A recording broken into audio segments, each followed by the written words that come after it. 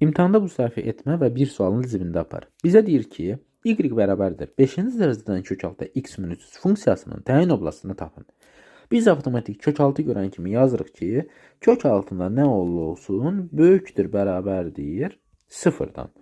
Ona görə də yazırıq ki, 0 müsbət sonsuzluq. Bunu yazdığımızdan bizim cavabımız avtomatik səhv olacaq. Burada biz nəyə diqqət etməliyik? Diqqət etməliyik ki, kökün dərəcəsi tək dərəcədir. Və biz bilirik ki, tək dərəcədən 2n plus 1 olan köklər, yəni tək dərəcədən olan köklərin 6 mənfi də ola bilər, müsbət də ola bilər. Yəni, istənilən rasional qiyməti ala bilir.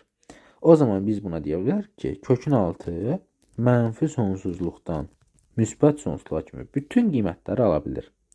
Və o zaman bizim təyin oblastımızda, yəni x-in ola biləcəyi qiymətlərdə elə mənfi sonsuzluq, müsbət sonsuzluq olur.